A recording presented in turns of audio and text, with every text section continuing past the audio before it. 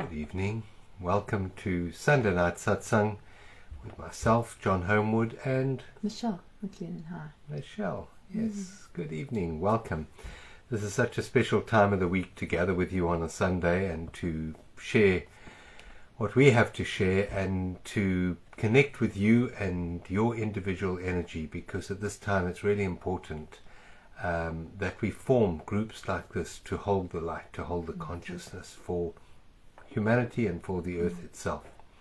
So we are blessed to be here with you tonight, and thank you for joining us. Hello, Marlene. Yeah, we like to know who we're speaking to, so if you can just type up your name or where you're from in your comments box, and if you have any questions or comments, we love to hear from you. And we also like getting the hearts. We do. We like getting the hearts. Thank you. You can never get enough love, can you? No, love is important. And tonight we're going to be looking at forgiveness as a gift that you give to yourself. It's a lovely subject. Forgiveness is such an important aspect of the awakening process, of the releasing what no longer serves us process. So we're going to be looking at forgiveness as a gift to yourself tonight. That's what we're going to be doing. Yeah. It was given to us, the title was given to us by a friend of ours, which is just beautiful. She just mentioned it today, and it was a lovely concept. Yeah, so, it is beautiful. Yeah, welcome everyone. So welcome. And if you have any comments, please type them up in the box, or any questions, type them up in the comments.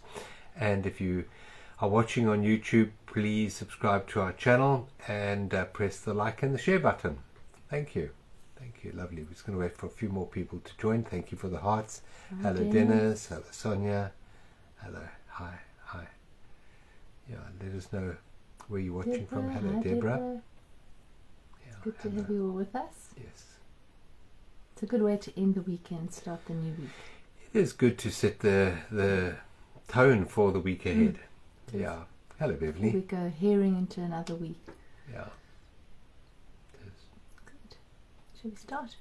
Yeah, let's do that. Yeah. So welcome everybody. Let's start this evening's satsang by bringing ourselves fully into the present moment. The present moment is the key to forgiveness, it's the key to healing, it's the key to transformation, it's the key to peace, and it's the portal into love. So let's start this evening with that. Hello, Jill. Hello. Yeah. And hello, Mark. Yes, beautiful. So let us bring our awareness from the matrix, which is a story of our lives, into reality, which is life itself.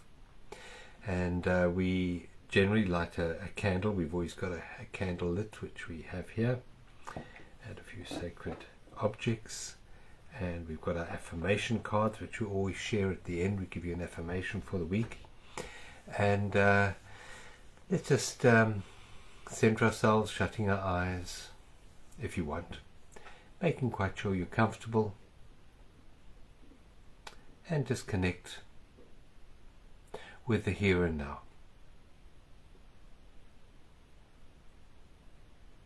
And as we always do, we like to take a few deep breaths, conscious breaths, because that's such a powerful way of clearing the mind and bringing our awareness out from all other times and all other places and just becoming centered in the here and now. The breath is the breath of life. It's something that only takes place in the present moment. It's the gift, and it's the most sacred gift we can have. Without the breath, we couldn't be here. So let's take a very conscious, deep breath. And as we breathe in, we do belly breathing. So we breathe into the solar plexus by pushing our tummy out as we breathe in. And as we release the breath, we bring our tummy back to touch the spine. So we're squeezing all the air out of the lower lungs.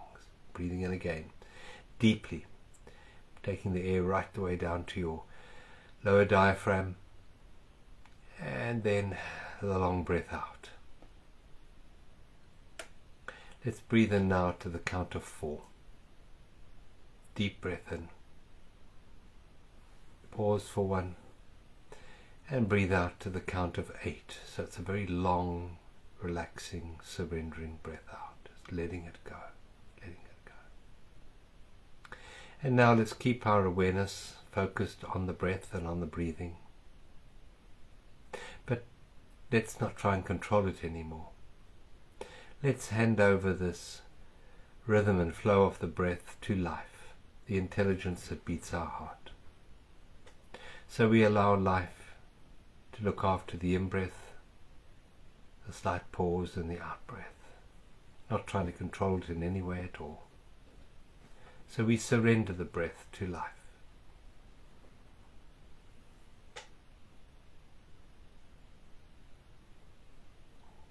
Bring our awareness to the tip of our nose. We just become aware of the slight temperature change between the in-breath and the out-breath and the out-breath and the in-breath. See if you can feel that gradient in temperature.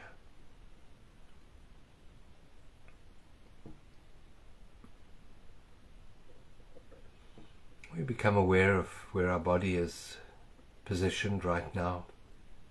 We become aware of our feet, where they're resting. We become aware of the chair or the bed or the floor that we're sitting or lying on.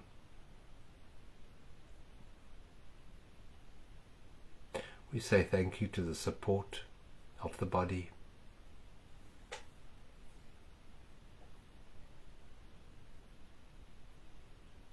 We become aware of all the sounds we can hear right now.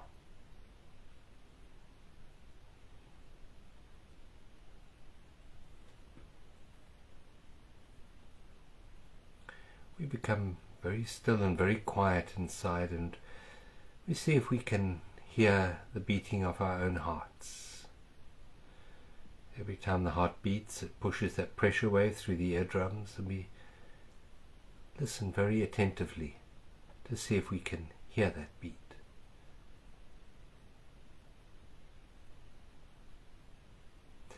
And as we do that, we become more aligned with awareness, more aligned with being, more present.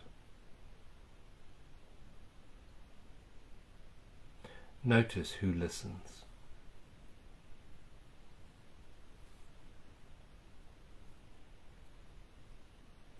Now take another very deep breath in.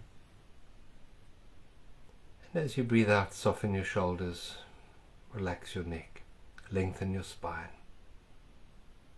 And withdraw your mind from all other times and all other places. Just say thank you to this present moment, to being here tonight, with this beautiful group of awakening souls. And just know that while the human journey is sometimes difficult, sometimes challenging, just know that you have support, unseen support with you every step of the journey, and that every step of the journey is perfect. It's part of a tapestry, part of a beautiful fabric of life. And the step you're taking now in your life is a vital part of the unfoldment of the universe. And you, yes, you, are very, very loved.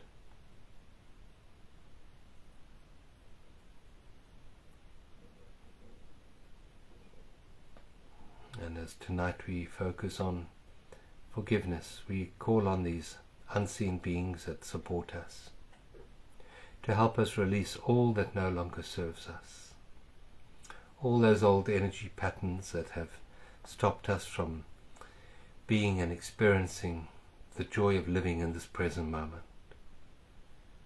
all those energy patterns that might have prevented love from flowing in our lives, from abundance, from peace.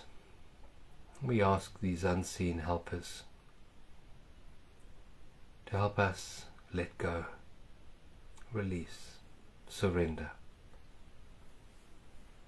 so that we can be fully who we really are, and we can experience the rich rewards that life has to offer in this present moment, here and now.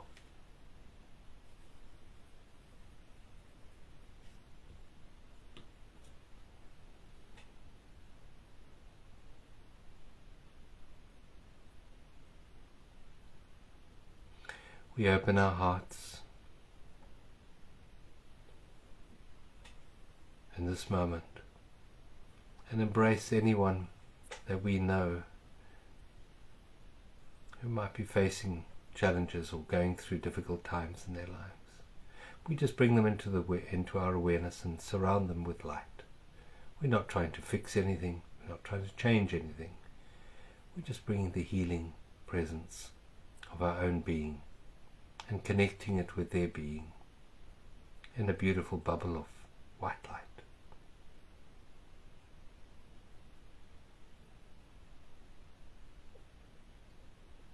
We expand this bubble of white light to encompass all of humanity and the whole world. And we give thanks for these times of transformation. As challenging as they are, this is a beautiful time of awakening. Humanity has waited many, many, many thousands of years for this moment.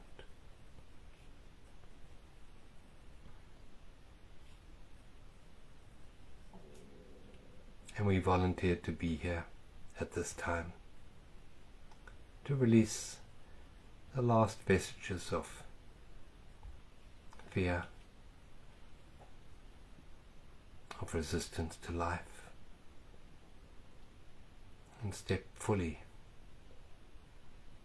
into the light of oneness, of connection, and of love.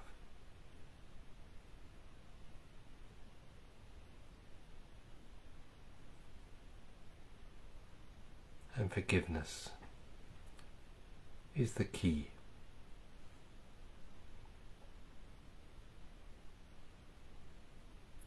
to release all that no longer serves us. Take another very deep breath in and release it. And when you're ready, you may gently open your eyes.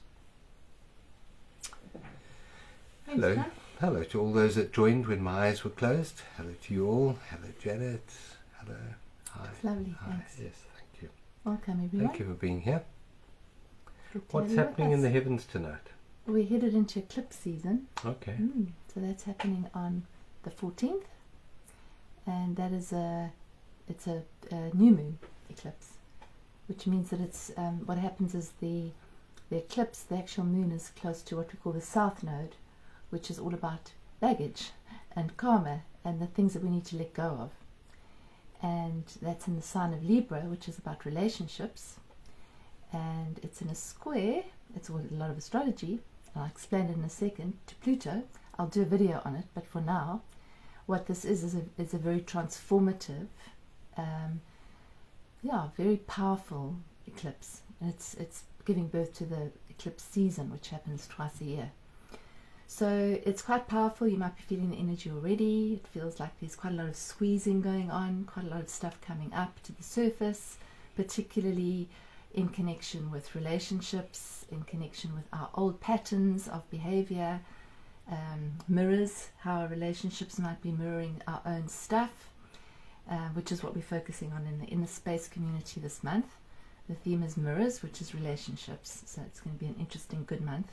We meet on Tuesday night for the beginning, for the first one. So I think it's going to be quite an intense, it could be quite an intense week leading up to that, but it is a chance to, when you go towards new moon, it's always a waning moon, which is a chance to let go of. So this is actually quite a good evening to talk about forgiveness, because forgiveness is letting go. It's the releasing process, and that's what we're doing. We're releasing, but this time, this new moon, we're not just releasing the month, we're actually releasing older stuff. So it gives us a chance to look at it, to bring it to the surface, which is Pluto always does that. It always helps us to bring the stuff out, and that's never easy. It can be quite traumatic even. It can feel like a crisis for many people. But it's a chance to see it clearly so that we can release whatever's holding us back, whatever's blocking our light, whatever is keeping us stuck in old ways of behaving and old patterns. This is one of those eclipse seasons that is going to very possibly boot us out of that and help us to transcend those patterns. Yeah, and in talking about forgiveness tonight, we're going to look at several different aspects of forgiveness and a couple of different levels of forgiveness. But first of all, I'd like you just to bring to mind a symbol of the cross, and just to bring back the map that we share on our journeys, and that is that the crossbar on the cross represents time, and the vertical bar represents presence. And the horizontal bar is about the human journey. That's what it is, about time and about mind. Excuse me. Bless you. Bless you. And most people only see themselves as a human doing, which is running along a horizontal bar of time, from birth to death. But the most important part of this experience is the vertical bar, which is presence, which is the depth of life. That's the story of life, and it's a human doing, and this is the depth of life, and it is being. And forgiveness is really to release our attachment to time and to come back to who we really are. That's what forgiveness is. And so the horizontal plane is the matrix, the mind-made matrix of time and fear. False evidence appearing real. I am what I do, I am what I have, and I am what other people think of me. I am my past, and I'm going to my future. That's false evidence appearing real. That's the illusion, Maya. The vertical plane is reality. And in order to get into the vertical plane, there's a doorway to go from the fourth dimension into the fifth dimension. And above that door to get there, there's a sign, and the sign says surrender. Surrender. It's like the exit sign in the cinema. You know, that's the movie, and you want to get out of the movie, you've got to go through that door, and that door says surrender. And another word for surrender, as Michelle said earlier, is forgiveness. Forgiveness means quite literally to forgive, to give it over, to let go. And we quite often think that forgiveness is about doing it to someone else. But as our title suggests, forgiveness is a gift to ourselves. Yeah, because the reality is that the longer we hold on to grudges or resentments or anything basically negative, for anything that's held us, that's affected us in our lives, we're keeping ourselves stuck. So very often I've heard people say, "Oh, I'll never forgive that person." It's unforgivable. It's unforgivable what they did. And on the human level, on the horizontal level, it can often feel like it's an unforgivable thing. The betrayal, it could be worse, But on the vertical plane, we don't see the full picture in this dimension. We don't see karma. We don't see what we've done in past lives. We don't see our role in other people's lives and other people's energy fields. So forgiveness is also, for me, it's seeing that we don't see the full picture, and if we did, we would probably find it a bit easier to forgive. But forgiveness is really, it is a gift that you give yourself, because you free yourself. And it's almost like you have, when you have an issue with somebody else, when they've done something to you or betrayed you, whatever it is, it's as if there's a hook in that other person, and you're on the other end of the hook. And as long as you're on the other end of the hook, you are not free. So the minute you actually let go of your side of the hook, you've liberated yourself from that bond, from that block. So it really is a gift that you give yourself. It is. Because otherwise it's resentment, it's anger, it's the feeling that it shouldn't happen, it shouldn't have happened, and the resentment that comes along with that, and the suffering that comes along with that, isn't it? Because suffering comes from resistance, and it's basically resistance, unforgiveness. It is, yeah. You've got to ask yourself, what do you really, really, really want in life? And it's a question which we go into quite deeply on our workshops. But ultimately, for most people that we experience, it's peace. People want peace. And people think, well, if only we could understand why that was done to me, or why I did that to someone else, then I could forgive, and then I could be at peace. And I'm going to say, why put those blockages in the way? Why put anything to do with time between you and what you really, really, really want. So first of all, let's just look at forgiveness from a human level, shall we? From a human level. So on that timeline, on that horizontal plane going from birth to death, there are many mountains and many valleys, many ups and many downs, many positives and many negatives. That's the way life works. And ultimately, if you have a certain level of spiritual intelligence, of SQ, you will start to notice that the positives always equal the negatives and the negatives equal the positives, because they do. You can't have a mountain peak without an equal valley. You can't have a valley without an equal mountain peak. Every up has an equal down, because that's the path of duality. There's no one-sided equation. Everything has to have a counterbalancing point. And I know we can't always see it in the moment, because our awareness or our attention span or our cognition is too short a time period to see where that ripple started in time and space. And it might go back, 1,000 years. We have no idea. But there is a balance always taking place in the horizontal plane. Now, in the horizontal plane of human experience, forgiveness has a sort of connotation that I need to forgive them. I need to go and tell them that I forgive them, or they need to forgive me, because I just can't get over what I did, and I carry so much guilt in me. But if they were to forgive me, then I could release my guilt, or vice versa. And that's in the horizontal plane of ups and downs. But that ignores the fact that every up is equal to every down, and every down equals to every top, every up.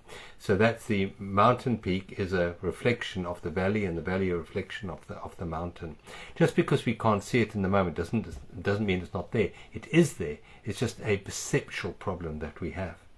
So on the human level, what makes it easier to forgive someone or to forgive yourself is to know that nothing happens by chance, that everything is a balancing act. Yeah. And even this, or even that, was absolutely perfect for the soul's evolution, for your soul's evolution and for their soul's evolution. So all the stuff that you have done that you can't forgive yourself, or anything that's been done to you that you find very hard to forgive, know that even that is absolutely perfect in the long run, because it was balancing a counterpoint in time. So the first level to forgiveness is to know that in each and every moment there is balance. There is balance. And then we're able to release all that no longer serves us on a human level. And then in the second level of forgiveness is when we start to make the vertical plane more important than the horizontal plane. And in the vertical plane, there's no time. Now just imagine the resentments that you hold, or the guilt that you hold, or the anger that you hold in time. If there were no time, then what would be the point of holding on to anything? Can you imagine if there was no time whatsoever? And that is the vertical plane. The vertical plane is when you release all need for time, and you come to what's called the 0 point field. The 0 point field is a place of nothingness, emptiness. And that's when you drop into the vertical plane. Now the vertical plane is the plane of love.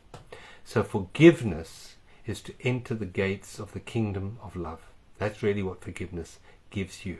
And it's a gift that you give to yourself, to liberate yourself from the horizontal plane of karmic patterns.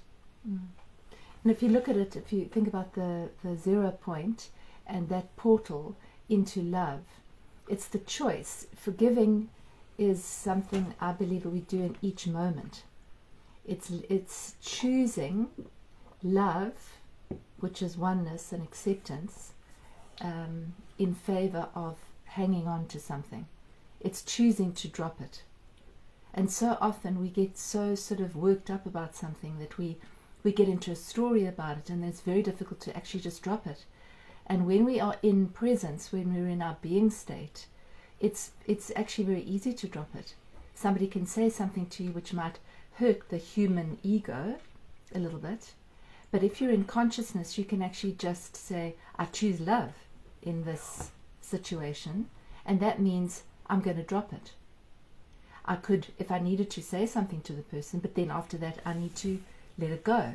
So I believe that that also goes through in relationships, which I think relationships are often one forgiveness after the other, because we are often bringing our stuff to the surface in relationships. We often trigger each other.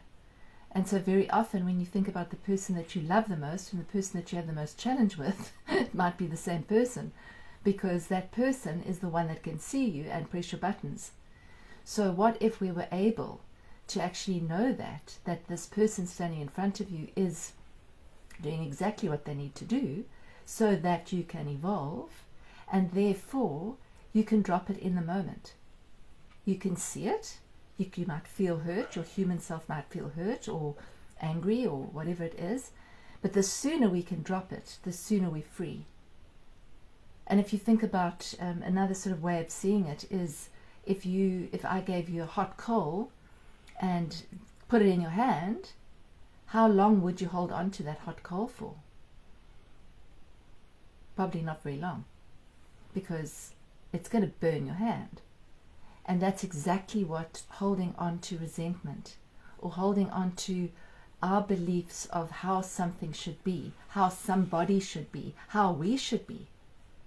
And I think the forgiveness process is very much about forgiving ourselves as well.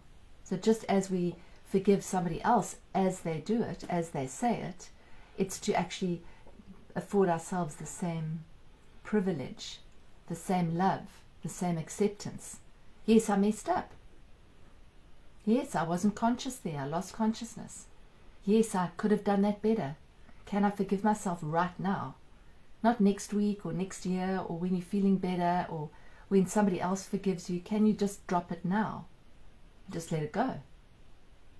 And so for me, it's very valid in terms of what's coming up for us astrologically, simply because these are old patterns that are coming up.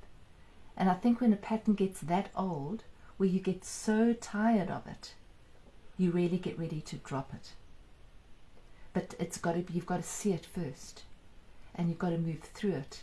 So it's a little bit like a birth canal. You're moving through. You're letting go of that which you weren't, so that you can actually move into who you really are.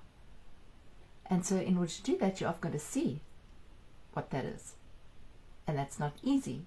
And that's why we all go, oh, it's transformation. It's dissolving the old. It's the death of the old.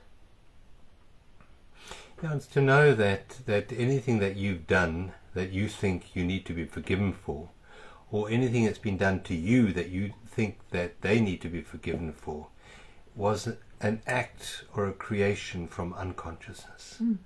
If you were totally conscious, you wouldn't do anything that created harm to yourself, to other people, or to the environment that you're in. You wouldn't do it if you were truly conscious. In other words, if you knew who and what you really were, you couldn't do anything that created harm. So the fact that you probably have done harm, and that harm has been done to you, is an act of unconsciousness, of unawareness. And to remain stuck in unawareness is not the solution. To become conscious, and the only place we can become conscious is the present moment, to bring consciousness into that. So we're going to say that unconsciousness is akin to insanity. That's what it is, because the only time you're truly sane, the only time we're all sane, is when we're in the vertical plane, when we are present. Then we are conscious and we are sane. The movement away from presence is a movement into insanity, madness. Now, when someone does something and they are insane at the time of doing it, how much condemnation do we have for them? They were mad. They were absolutely mad. They were out of their right mind, and there was no presence, and they did something that created harm, or you did something that created harm. And when you can recognize that that is a state of dis-ease, a state of madness, it's probably easier to forgive in that moment. And people often say, but if I forgive, I'm going to actually condone that action. No, you're not condoning anything. You're liberating yourself from time. You're liberating yourself from past patterns.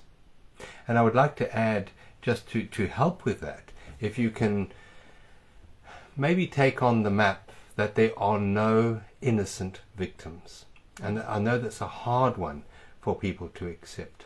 But because everything in the universe is always trying to balance itself, any atrocity that gets created is an act of balancing. It's trying to balance something from way back when.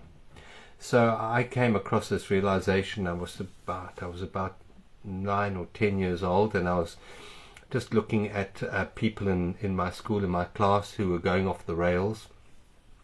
They were smoking and drinking and doing some bad stuff, and the reason given was because of their childhood, because of they came from broken homes, and back then, divorce was something really terrible, and to come from a broken home meant that you were broken, and that's the excuse given for bad behavior.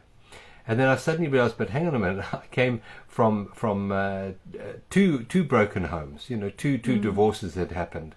And I didn't feel broken anywhere. I wasn't going off the rails in any way at all. So I realized there was no direct correlation between your past and your current actions. And I vowed in that moment never to blame my past influence or parents or anything on my current actions. And I did have quite a troubled early childhood. I had some trauma in that.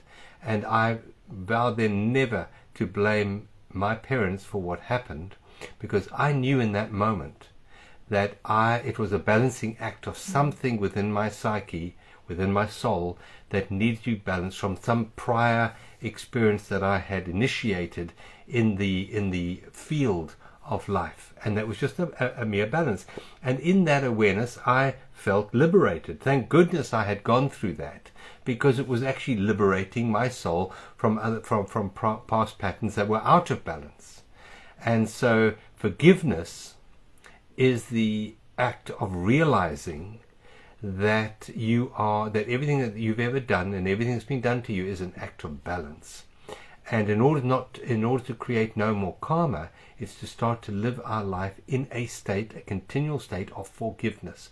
Course in Miracles implores us to forgive each moment as it occurs, and forgive the future as well as the past, to forgive every aspect that passes through your mind, to forgive, in other words, as Michelle said, to drop it. That hot coal that's burning your hand, drop it.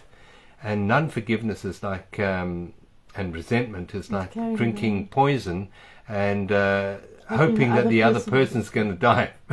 And it's not. It's you drinking the poison. And non-forgiveness and resentment and guilt, they're just poison. They're toxic for your soul and your psyche. Yeah, and that goes true for non-forgiveness of ourselves as well. So we're drinking poison every day on every single thing that we're carrying around and won't let go of. And just something Kathy said there was, sometimes it's to walk away. Yes, sometimes the most forgiving thing is to walk away. But you don't walk away in resistance. You just walk away in acceptance. This person has this that I choose not to be with anymore, and I choose love. I choose to walk away from that person. That's also forgiveness. It doesn't mean that you forgive the person and stay around and get abused every single day of your life. So for me, that's not what forgiveness is. Forgiveness is a bigger concept. It's being able to see through the unconsciousness, or to see through your own judgments or expectations of what the person should be. And when you drop the expectation that that person should be a certain way, then there's actually nothing to really forgive. It's just an acceptance that this is the way this person is. This is that person's level of understanding. This is where they're at in their life, and that's okay. I forgive them. I accept where they're at. I forgive them, and possibly I walk away. Possibly I don't need to actually mend anything or be there. And I've had that experience with a very close family member, and it's been a huge liberation for me to drop the expectation and to drop the thoughts of what I believe that kind of relationship should be, because that was what held me back for so many years in my life, was the concept of this is my relative, and therefore this relative should be like this to me. and we should have this kind of relationship.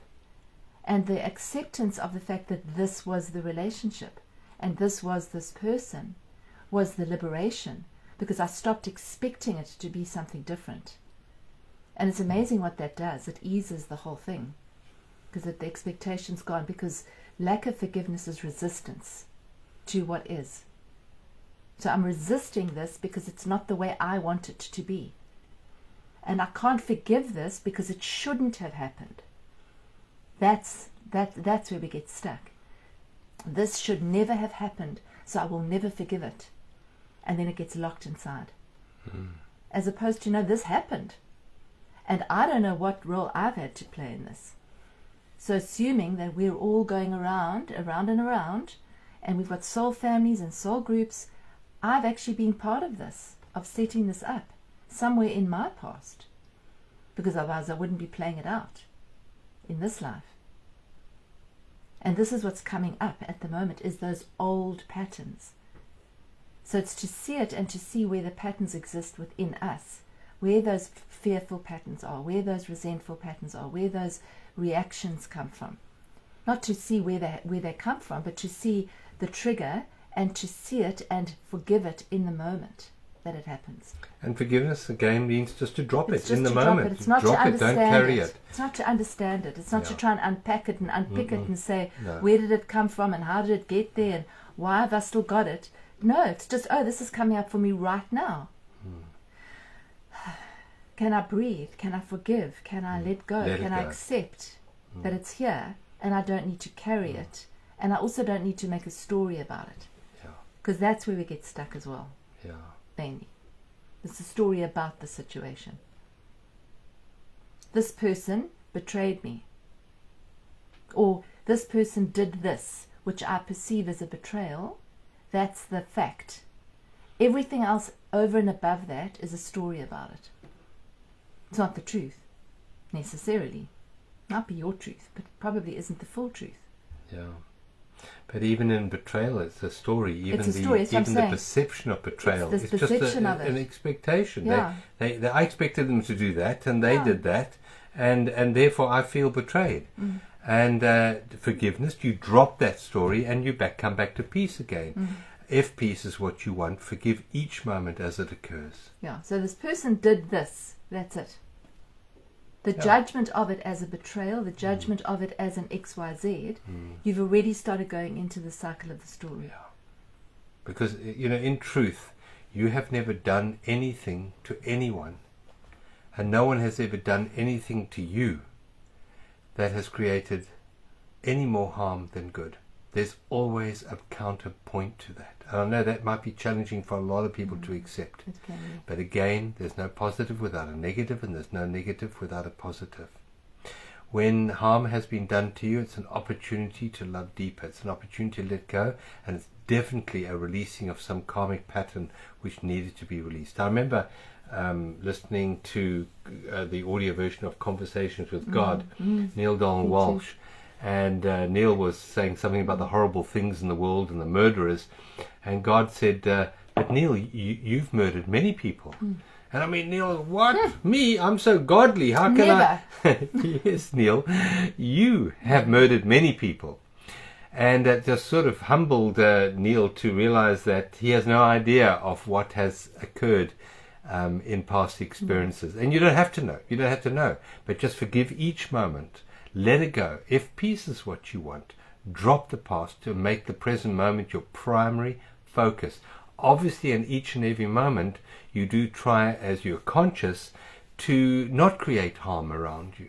That's what your primary focus is. As you start to love more deeply, then you won't do anything that damages you, and you won't do anything that damages other people. But obviously, there are always slip-ups. And there are times where we inadvertently harm other people, or other people harm us. And even if it's done with intention, in that moment, drop it. As much as you can, drop it. Because if you don't drop it, you are holding on to something that prevents you from loving more fully. You are taking a toxicity and holding it within you for a lot longer than would be acceptable to a conscious being. I mean, you And are our journey, harming yourself. Yeah, you're harming yourself. and our journey is to become conscious, and forgiveness is such a tool to dropping the unconsciousness and stepping more and more into conscious awareness. That is the gift of forgiveness. It liberates us from unconsciousness. It does. It's free. It is the entrance point to freedom. Forgiveness. Yeah, it's the portal. It's the portal out of the matrix. You can think of it that way. Freedom. And again, freedom is not something that you are doing to someone else. It's a liberation process that you are gifting to yourself in this moment. I don't have to carry the past anymore. I deserve peace in this moment. I deserve peace in this moment, irrespective of what the past looks like. I deserve peace. And the portal into peace is presence. And in order to get into presence, one has to drop the past in its entirety. And that means to forgive, to surrender, to let go. And to realize that, if it was something sort of done by somebody to you, if that's the thing, that you don't know what the background to it is. We don't know that. We don't know what we've done. We don't know what our old patterns are. We don't know how many times we've been around the block with that person before. So in that way, you can just say, I don't know, and I let it go. Because what we also tend to do is we talk about the same thing. I remember Carolyn Mace used to call it wound mates. We would get together and we talk about our wounds. And very often at the very beginning of a friendship or relationship, you talk about your past, you talk about your past relationships, your hurts, your betrayals and all of that, and you form a bond based on your woundedness. And then you get stuck in that woundedness. And you talk about it over and over again, and each time and opening the wound up again. So